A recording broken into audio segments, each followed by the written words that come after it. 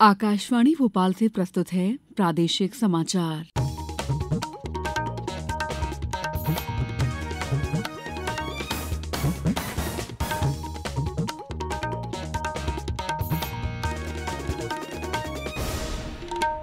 नमस्कार, समाचारों के साथ मैं दीपा सिंह। सबसे पहले मुख्य समाचार। राष्ट्रीय परीक्षा एजेंसी ने नीट यूजी के लिए संशोधित फाइनल स्कोर कार्ड किया जारी। अब 17 उम्मीदवारों को मिली शीर्ष रैंक। राज्य सरकार ने कहा, श्रमिकों के हित में प्रत्येक 5 वर्ष में वेज रिवीजन की व्यवस्था की जाएगी। सर्वश्रेष्ठ हवाई अड्डों में खजुराहो एयरपोर्ट को मिला प्रदेश में पहला और देश में 10वां स्थान। और पेरिस ओलंपिक में आज भारतीय खिलाड़ी निशानेबाजी सहित कई खेलों में दिखाएंगे अपना दमखम।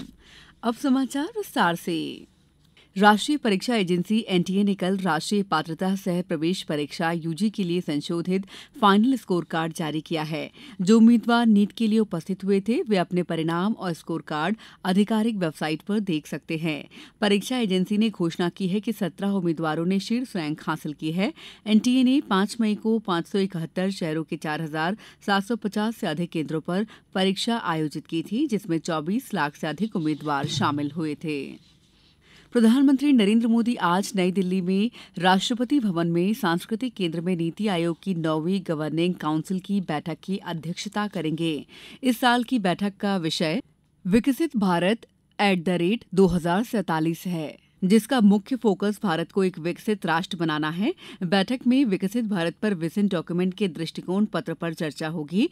नीति आयोग ने कहा है कि गवर्निंग काउंसिल की बैठक का उद्देश्य केंद्र और राज्य सरकारों के बीच सहभागी शासन और सहयोग को बढ़ावा देना है। ग्रामीण और शहरी दोनों आबादी के लिए जीवन की गुणवत्ता को बढ़ाना है। बैठक में विकसित भारत के लक्ष्य को हासिल करने में राज्यों की भूमिका पर भी विस्तृत विचार विमर्श होगा। श्रम मंत्री प्रहलाद पटेल ने कहा है कि श्रमिकों के हित में प्रत्येक 5 वर्ष में वेज रिवीजन की व्यवस्था की जाएगी। वे कल भारतीय मजदूर संघ के पदाधिकारियों से मजदूरों के कल्याण से जुड़े मुद्दों पर चर्चा कर रहे थे। श्री पटेल ने कहा है कि मजदूरों के स्वास्थ्य और कौशल विकास, उनके बच्चों की शिक्षा और कौशल विकास पर केंद्र और राज्य सरकार ध्यान दे रही है।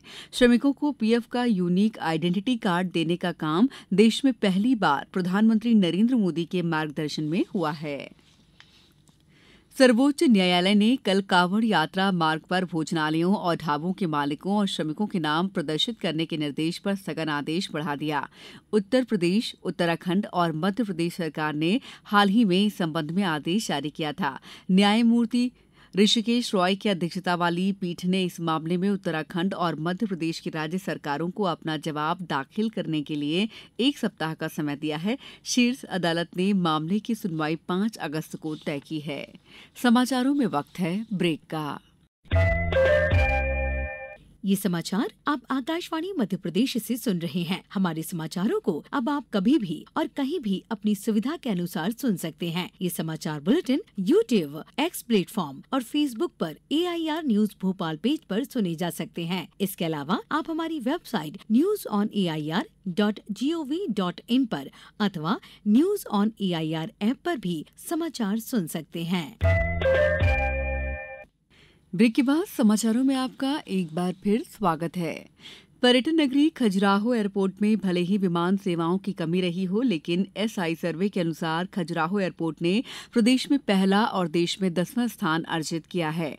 खजुराहो एयरपोर्ट के निदेशक संतोष सिंह ने बताया है कि एसआई रैंक के सर्वे के मुताबिक भारत के 61 हवाई अड्डों का सर्वे हुआ, जिसमें 24 पैरामीटर निर्धारित थे, जिसके तहत पैसेंजर सुविधा, खान पान, सुरक्षा, सुलभ शौचालय इत्यादि इन सभी मापदंडों में खजुराहो एयरपोर्ट पूरी तरह से खरा उतरा, जिसके तहत खजुराहो एयरपोर्ट को प्रदेश में पहला और देश के टॉप 10 में 10वां स्थान अर्जित करने का गौरव हासिल हुआ है।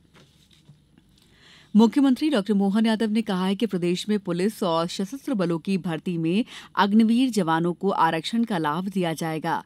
मुख्यमंत्री ने कहा है कि निश्चित ही अग्निपथ योजना देश की ताकत बढ़ाने के साथ ही सामर्थ्यवान युवाओं को सेना से जोड़ने की महत्वपूर्ण पहल है।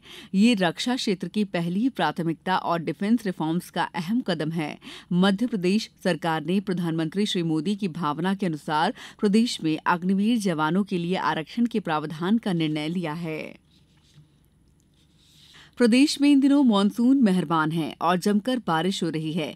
कल भी भोपाल, इंदौर, उज्जैन समेत प्रदेश के 18 जिलों में जमकर पानी गिरा। सबसे ज्यादा 3.3 इंच बारिश रायसेन में हुई। यहां नदी नालों में बाढ़ आ गई। मुख्य बाजार में 3 फीट पानी भर गया। मौसम विभाग के अनुसार बंगाल की खाड़ी में कम दबाव का क्षेत्र बन गया है। साथ ही अलग अलग स्थानों पर 3 अन्य मौसम प्रणालियां भी सक्रिय हैं। इस वजह से प्रदेश के अधिकतर जिलों में बारिश का सिलसिला बना हुआ है। मौसम विभाग ने भोपाल समेत 20 जिलों में भारी बारिश का अलर्ट जारी किया है। पेरिस ओलंपिक में आज पहले दिन भारतीय खिलाड़ी निशानेबाजी, पुरुष एकल skills, tennis, badminton, table tennis, hockey और मुक्केबाजी में अपना दमखम दिखाएंगे। इससे पहले कल पेरिस ओलंपिक एक शानदार रंगारंग उद्घाटन समारोह के साथ शुरू हुआ।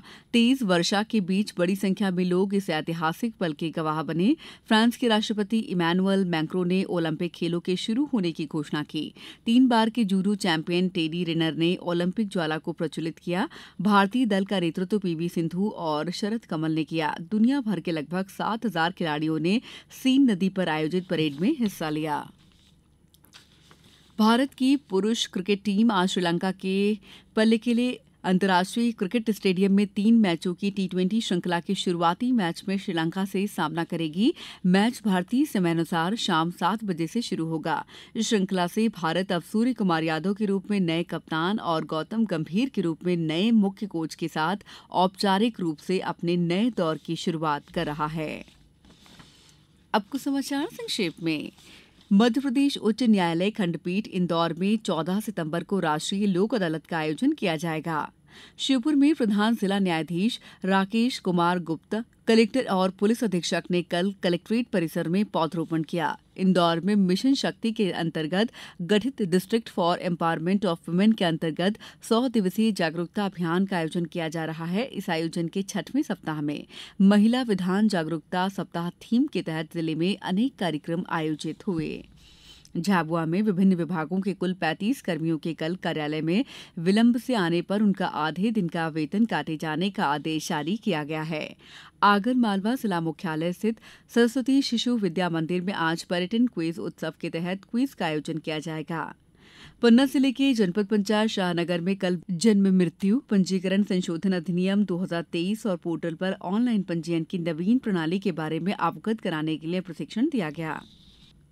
खंडवा में जिला प्रशासन खंडवा और यूनिसेफ मध्यप्रदेश के समन्वय से आपदा प्रबंधन विषय पर स्वयंसेवी संस्थाओं की 2 दिवसीय कार्यशाला संपन्न हुई। रायसेन स्थित जिला शिक्षा और प्रशिक्षण संस्थान में आयोजित राष्ट्रीय उपलब्धि सर्वेक्षण कार्यशाला में कलेक्टर अरविंद दुबे ने उपस्थित प्राचार्यों और शिक्षकों से कहा कि सर्वेक्षण के लिए सभी पूरी लगन और मेहनत से तैयारी करें। डिंडौरी में राष्ट्रीय अनुसूचित जनजाति और आयोग के अध्यक्ष अंतर सिंह आर्य ने कल जिला स्तरीय समीक्षा बैठक ली। शाजापुर रेलवे स्टेशन पर अमृत स्टेशन योजना के तहत निर्माण कार्य किया जा रहा है, जिसे सिटी सेंटर के रूप में विकसित किया जाएगा। डीआरएम देवाशीष त्रिपाठी ने कल यहां का निरीक्षण कर जरूरी निर्देश दिए। दमोह जिले के ग्राम हटरी में मगरमच्छ के हमले से नदी में लापता हुए बालक की मृत्यु होने पर 8 लाख रुपए की क्षतिपूर्ति राशि प्रदान की गई है। धार जिले में बेरोजगार युवाओं को रोजगार उपलब्ध कराने के लिए कल रोजगार मेले का आयोजन किया गया, जिसमें 73 आवेदकों का चयन विभिन्न कंपनियों द्वारा किया गया। और शाजापुर में कल एक कार अनियंत्रित होकर डिवाइडर में जा घुसी। कार में सवार एक युवक की घटनास्थल पर ही मौत हो गई और 5 अन्य घायल हो गए। इस बुलेटिन में इतना ही। दीजिए इजाजत। नमस्कार।